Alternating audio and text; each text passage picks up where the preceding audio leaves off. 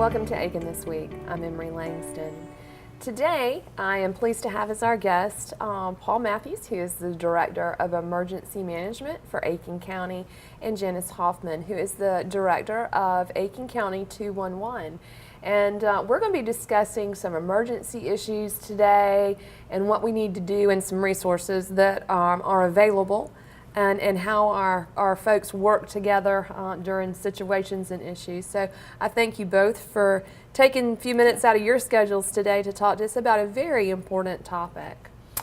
So we're just going to get right started, and Paul, tell us about emergency management. Give us an overview about emergency management for Aiken County. Okay. Emery, I certainly appreciate the opportunity to come and talk about emergency management today, and to have Janice with me, who's one of our key partners that we will certainly discuss today, and how Helpline 211 fits into our emergency management program. But I like to tell people that invariably when I tell someone that I work for emergency management, they say, oh, well, my brother's an EMT, or you know, my sister's a paramedic. Right. So even though we're in the same family and we have the same goal of saving lives, we go about it differently. Sure. EMS obviously takes care of patients, hands-on care for patients, transport to hospitals. But in emergency management, we look at the bigger issue. Mm-hmm. We do a lot of behind-the-scenes planning, training, and exercising with a lot of different partners. So let's talk about what specifically is emergency management. Yes. Emergency management is the process of coordinating available resources to deal with emergencies effectively, thereby saving lives, avoiding injury, and minimizing economic loss. Mm-hmm. And another thing that we could also put in there is preserving the environment, mm-hmm. because we do that a lot with our hazmat team. So that's primarily what we do, our mission. But we also have a goal. Our goal is the Aiken County Emergency Management Division coordinates the county's integrated emergency management system through partnerships with all emergency response organizations, voluntary organizations, private nonprofit organizations, and other support services to ensure efficient preparation for, effective response to, and timely recovery from emergencies and disasters to reduce human suffering and property loss. So there's a lot packed into that. Yes. There's a lot of things that we do on a daily basis. So those are the primary things that we do in emergency management, right, to ensure that our citizens are safe. Right, right. And I know that through Aiken County Emergency Management, there's several divisions that work within, kind of under the umbrella of emergency management. So can you talk about that a little bit? Sure. As I said, we have our brothers and sisters in yes. EMS. So we have an overarching emergency services department. Mm-hmm. So within that department, we have emergency management. We have the Aiken County Hazardous Materials team. We have Sage Mill fire team. Yes. That's out at the industrial park. And we also, of course, have EMS. Well, you work with such a wide array of folks on the federal, state, and local level. So let's talk a little bit about the agencies and organizations and partners that you work with. Okay. At the federal level, we work with a variety of folks. One would be Department of Energy, mm-hmm. out at Savannah River Site. Mm-hmm. We also work with Savannah River Site Emergency Management Group. National Weather Service out of Columbia, their forecast office, we work closely with them. Occasionally we work with the FBI on training and briefings and things like that. Nuclear Regulatory Commission, sometimes we interface with them. Sure. So those are just some of our partners. And of course, if I miss anyone, this is not an all-inclusive list. Absolutely. Because we, as I was telling you earlier, this is a list of phone numbers and names that I keep with me all the time. And this is just... That's lots of pages. It is. Lots of pages, lots of groups and people that we deal with. So At the state level, our primary partner is State Emergency Management. Mm-hmm. working with State Emergency Management, they are the holder of a federal grant. So when it gets to the local level, it's the Local Emergency Management Performance Grant. That helps us purchase equipment and supplies that we need for being prepared for emergencies and disasters. But also they help us with planning, and they also help with training. But also they have a program called a Regional Emergency Management Program. And we refer to it as REMS. We have 2 REMS in our region, which we're in Region 6 for State Emergency Management, which goes from Aiken all the way to Beaufort. Oh, okay. And within that region, there's 2 REMS, so we have access to one or both of them, depending on what's going on. And if it's a large enough incident, that we may have more than those 2 that could come in and help us from another area of the state that maybe is not impacted. But we deal with South Carolina Highway Patrol, DOT. We just have a large number of state agencies that we deal with. Sure. But then at the local level is where, of course, we have a lot more interaction, daily interaction anyway. So municipal governments, municipal agencies, as we talked about in the mission statement, our voluntary agencies.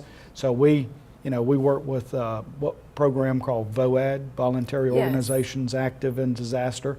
And as I said earlier, that's what 211 Helpline is one of our key partners in that. But we also have local law enforcement, EMS, fire, all of those agencies. Could be public works locally, depending on what the incident is. So there's a lot of different groups that we certainly work with. And another one is the hospital. We do a lot of planning and training with Aiken Regional Medical Centers, and also the school district.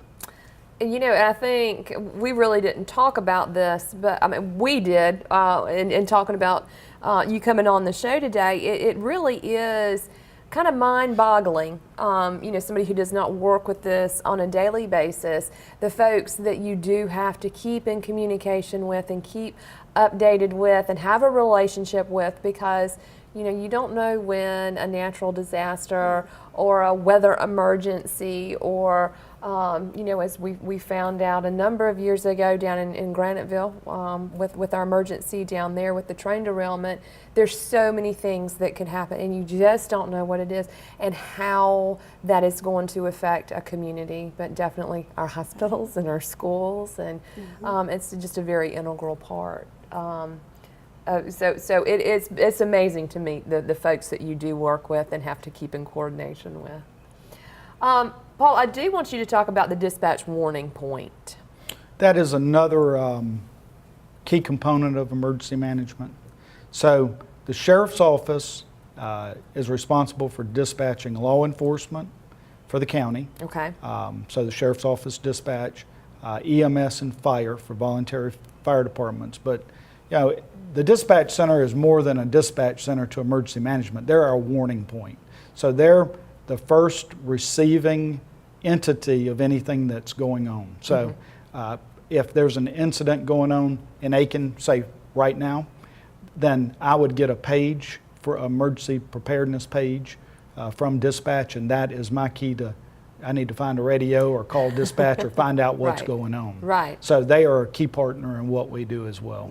A very, very first kind of action. And state emergency management has the state's warning point. So if there's large-scale incidents, I report from the local level up to the state to let them know what's going on, because it could impact transportation routes or utilities or things like that. Sure.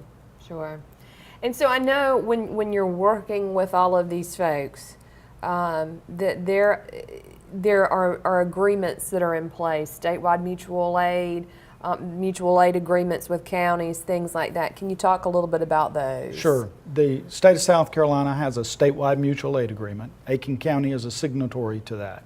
So what that means is if we have an incident and we're overwhelmed in Aiken County, or we need some type of resource, then we don't necessarily go to state EMD and say, can you help us find this entity or this resource? We can go to adjacent counties. We could go to Orangeburg or Lexington, or if it's a specialized team, we might have to go to Richland or Charleston County. So Sure.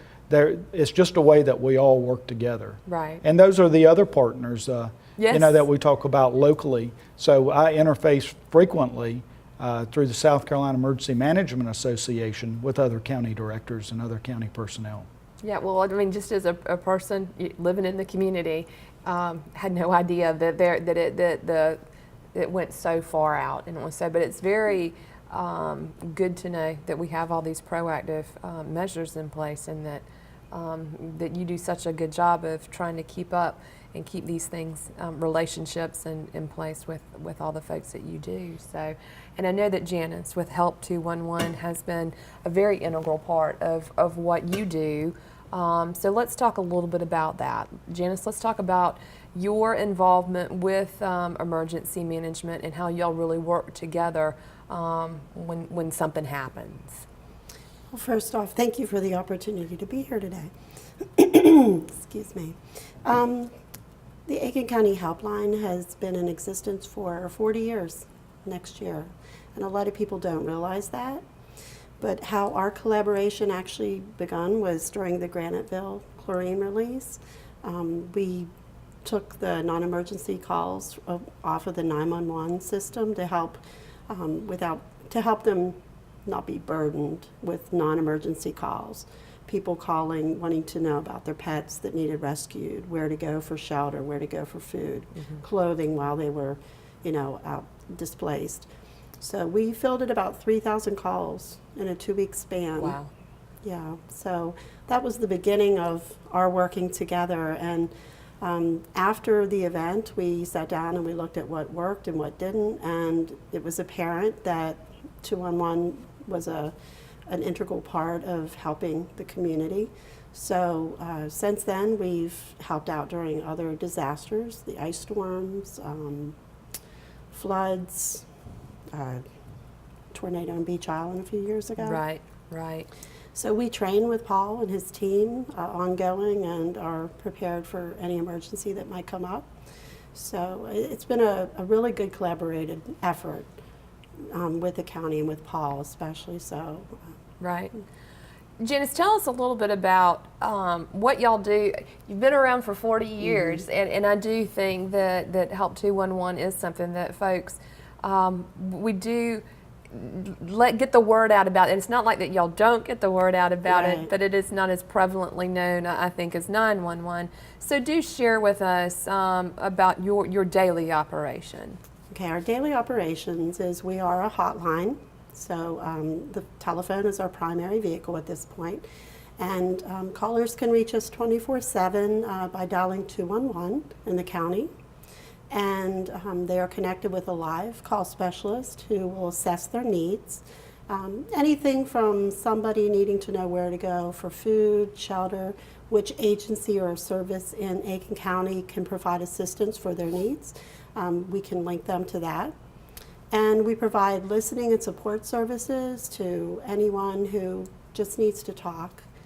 We've always been a crisis intervention agency, meaning anybody who is in a domestic violence situation, abusive, contemplating suicide, they call us.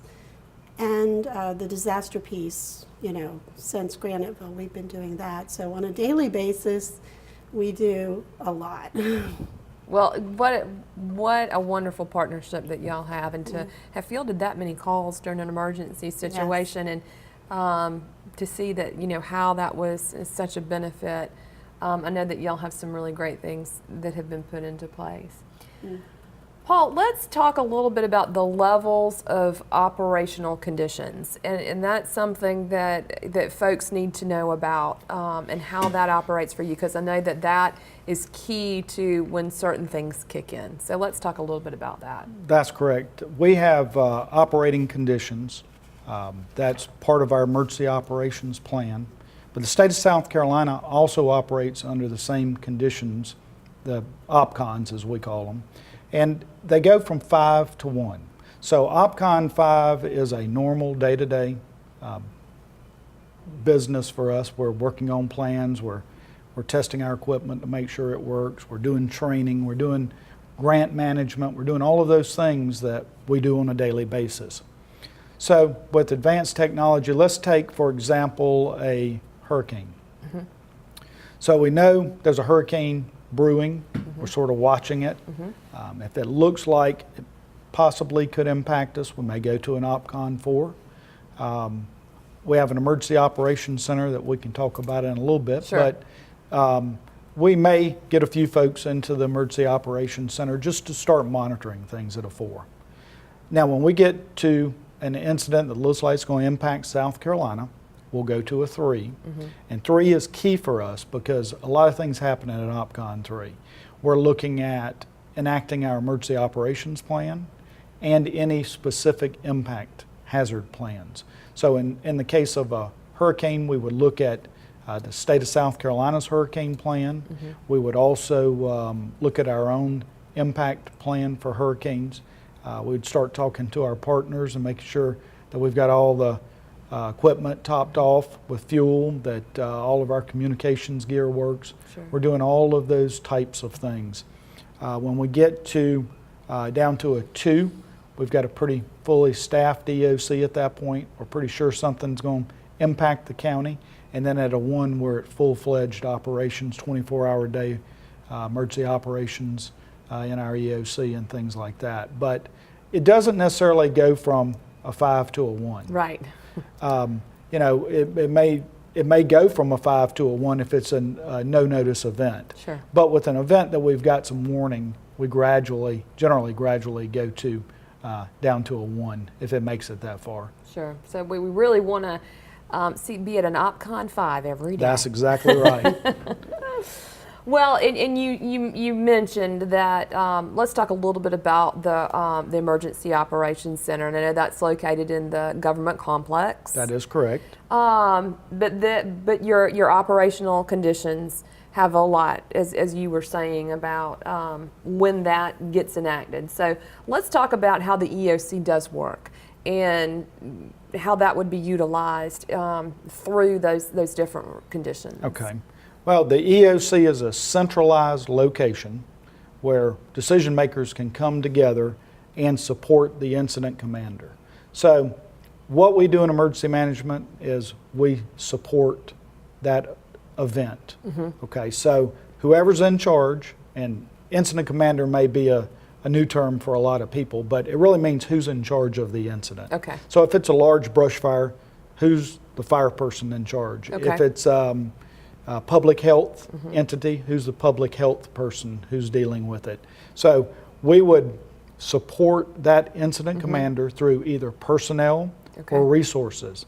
A good example would be, let's say, a large brush fire, and it's getting dark and we need to find lighting. So in emergency management, we would go find light towers for the incident commander, or we may look at going through the statewide mutual aid agreement to go through firefighter mobilization and get more firefighters in to relieve those. We may work with EMS to try to get a rehab unit, fluids, a place where they could cool off, meals, hydration, things like that. Sure. So that is the location where we try to pull together all the resources to support that incident commander. Sure. Now, the Aiken EOC is brand new. We've been there for in the new building for a very short amount of time, relatively short amount of time, but it's a fantastic location. It's modern. It's got emergency backup power. It's got showers in it. It's just a great facility with the ability. IT helps us out quite a bit. They're another one of our partners. So we have the ability to project maps on the screens or any other type of displays that we would need. We can watch the local news in there to see what's going on, local weather. So we have it's like a command post essentially for emergency management. Well, and so vitally important to know that there are backup generators, because if there is an emergency going on, That's right. the EOC's got to continue to operate. So It's a critical facility. Sure. And the other thing that we have in there that I didn't mention is communications. So we have interoperable communications with other agencies, whether it's state emergency management or EMS, fire, law enforcement, So we have that capability in the EOC. We also have a satellite telephone in there. So if we were to lose all communications, we could certainly use the sat phone. And also we have several radios set up, and we do a lot of training with our volunteer amateur radio or ham radio operators who are also vital to our operation. Again, that list of partners just keeps expanding. It sure does. It's really impressive, all the folks that lend a hand to make sure that we're prepared.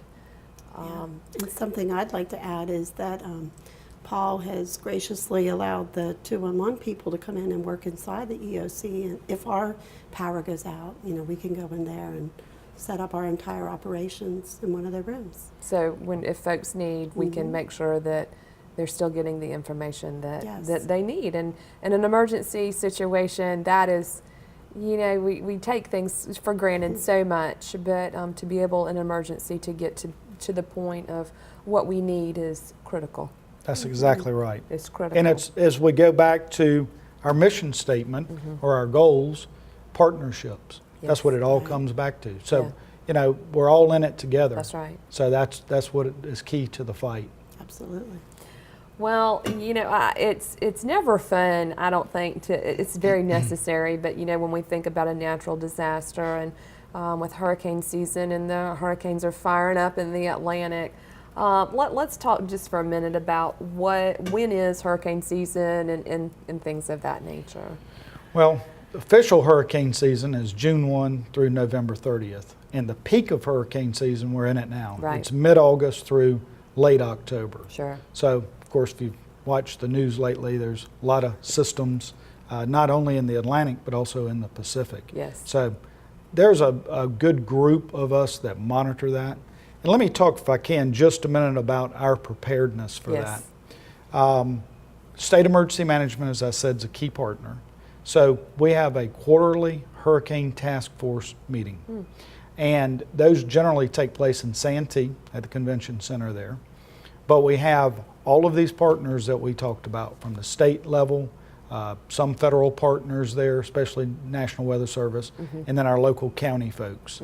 So we all come together and we talk about those issues, whether it's mass care, sheltering, critical infrastructure, transportation, lane reversals, whatever it is with dealing with hurricanes, we come together 4 times a year and discuss that. But South Carolina is unique in that once a year, usually in the spring, we will come together and we will look as a county at our hurricane preparedness. So we have DSS at the table with us, Department of Social Services. They are the state entity charged with sheltering in South Carolina. Red Cross supports them. Sure. A lot of people think of Red Cross. They bring the people generally, but DSS by state law is responsible for sheltering. Okay. So they're another key partner of ours. But we have DSS, the school district, DHEC is involved with us, and emergency management. So what we do is we look at the various schools that are our shelters. We make sure that there's not going to be any renovations or things going on that may affect a listed shelter. Yes. So as far as I know, South Carolina is the only state in the nation that actually comes together and does that type preparedness. Of course, we talk about pet sheltering. We talk about the new thing that people are looking at now is co-locating, where you can have pets close to their owners. They're in a separate facility on the same property, but to have animals close to their owners. Yeah, I mean, you have to think about all these things, and during an emergency is not the time to think about. That's exactly right. It's now, and getting those things in place now. So it's a really good thing. Well, let's talk about what folks can do to be prepared. Well, specifically for hurricanes, they need to, when we're in hurricane season, to educate themselves on what's going on in the tropics. Pay attention to the local news, national news. There's a lot of good internet resources. National Hurricane Center has a great website. State Emergency Management has great information. One of the other things that we didn't mention is that 211 also helps us with our Facebook page and social media. Oh, okay. So during an incident when we don't have time to do that, we'll call on 211 to help us with that. And they've done a fantastic job with that. But one of the things that I want to point out about that is our Facebook page is not a two-way system, in that we push Right. data out, but we don't have the staff to sit there and monitor it. You know, Right. if someone's in trouble or needs help, Right. they need to dial 911. Right. Because we do not monitor that. We push data out. Right, through it's there. an information avenue. That is correct. So, well, it's always so many things to think of. So, just very briefly, let's talk about if we were to be affected in our area, what should folks do, during an event? If something is actually happening, what would be some things that you would suggest that Well, folks if to we're do? impacted by a hurricane or a tropical storm, there's a lot of things that people need to be aware of. Don't drive through standing water. We've had a lot of flooding through the country lately where you Yes. see people getting stalled out and unfortunately people drowning because they're driving through Right. rushing water or just standing water. So never do that. You know, the National Weather Service says turn around, don't drown. Right. And that's something people really need to heed. One of the things that we found out during the floods was if we put up barricades, a lot of times people would move barricades and drive around them, which there may not be a bridge there anymore. Right. It could be totally washed out. There was one accident in Richland County where someone did that, and it was in the middle of the night, and unfortunately they ran into the floodwater and drowned. So, you need to stay away from debris, down power lines, any of that. If it's in our area, you need to stay away from those types of things. Right, and definitely if it's a true emergency situation, that's a 911 call. That's exactly right. But if it's a non-emergent, that's a 211 call. That's Yes. exactly right. So hopefully folks will make sure that they're calling the right numbers and they're getting the correct information. Well, as we're kind of wrapping up today, we have seen lots of natural disasters. I guess the last catastrophic event as far as a hurricane goes was Hugo in 1990. But Aiken County is no stranger to pretty severe events that have happened. So, but let's talk just a few minutes as we're kind of winding down. Information that you want to convey to our viewers that's the most important things that we need to remember. Well, the most important thing to remember is you need to be responsible for you and your family. And by that, I mean you need to make sure you've got an emergency plan. You need a communications plan in case you get separated. You need to have a first aid kit. It would be great if people would go out and learn CPR and first aid, if they would get a fire extinguisher and learn how to use it. They really should get a NOAA weather radio that's battery operated. A lot of people don't understand our weather radio system. Obviously, if they have a weather radio, they know that when it's toned out for warnings or watches, that gives them a heads up, but we can also use it for emergency broadcast. So, for civil emergencies through that. So it's another avenue, if your power's out, that you could certainly get vital information. Right. But in order to be prepared, we encourage people for what we call all hazards. Just because we're in hurricane season doesn't mean we can't have an earthquake. That's right. During the ice storm, we had an earthquake. So we have to be prepared for multiple hazards at all times. But those things to keep your family safe. One of the things to look at is having some cash money in case we do lose power and there's a store that's open and you can certainly buy things with cash when the credit card machine doesn't work. Right. Have extra pet food, baby formula, all of those types of things in your home. And of course, those can be used for any event. And it can be used on a daily basis. Right. So those are the things that we really talk about is take personal responsibility, be prepared, have your food and your water. We talk about having a gallon of just drinking water per person per day. Wow. So that's not for washing food or anything else, that is just for drinking. Right. And it's vitally important to have a supply of fresh water during an incident. Sure. And again, now is the time to be thinking about That's these types exactly of right. things.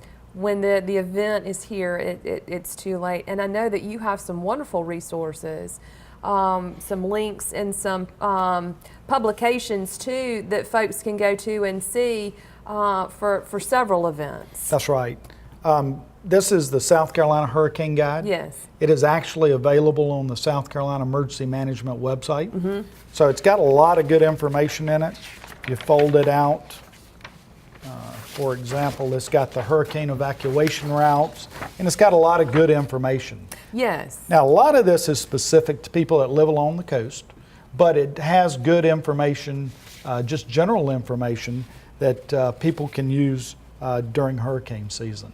Yes. So this is available on the state website, South Carolina Emergency Management website. In addition to the Hurricane Guide is also available there. It has a lot of good information in it. And that's not an event that we typically think of. And I had forgotten about the earthquake that we had during the ice storm until That's you right. mentioned it, but that did happen. Yes, it did. And we also have one on winter weather. Yes, that we're too familiar with. So there's a lot of good resources out there. Of course, our office is a good resource as well. Yes. We do our best to keep our Facebook page going and trying to put good information out there.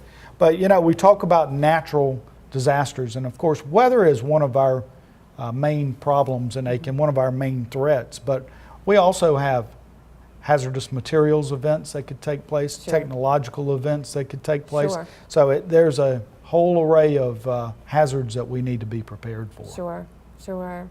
Well, this is, and you know, one thing that we did, that I forgot to mention through our discussion, and as we're wrapping up, I think it is really good just to touch on this very quickly.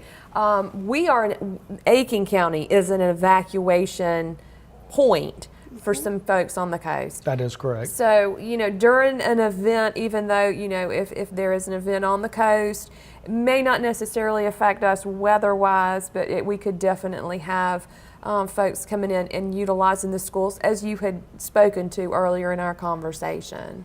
And I know that the city and the county, yeah, there are traffic routes that you spoke to and things like that. So I think that our folks here locally do need to be aware that we are an evacuation point. That's exactly right. So folks from the Beaufort, Hilton Head, and Charleston areas certainly would come toward Aiken County. Mm-hmm. Now there are some routes, there's one route that'll at least take them to I-20, and they may go to a different location. Sure. But we are a host county, so that is what we're prepared to do, is to receive people from the coast to get them out of harm's way. Sure. But you know, we talk about all of our partners again.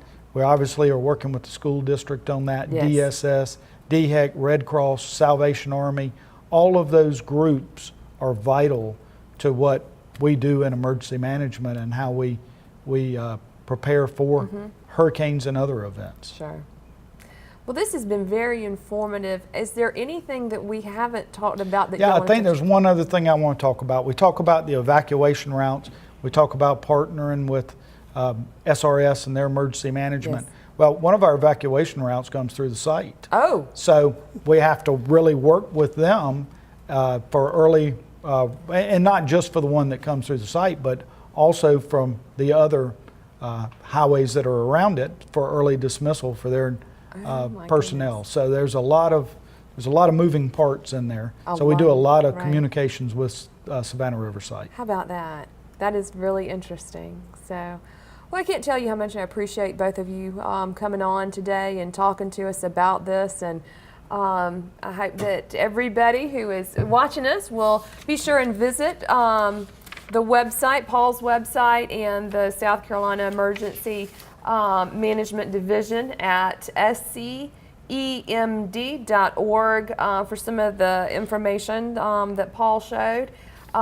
Ready.gov is another great one, South Carolina 511. So, and always please contact Paul Matthews with the Aiken County Emergency Management for more information. So again, Janice, Paul, thank you for taking a few minutes to come and talk with us today. Thank you. And I feel very good that we'll be very well prepared should we have an event, but we'll keep hoping for that operational 5 on That's a daily exactly basis.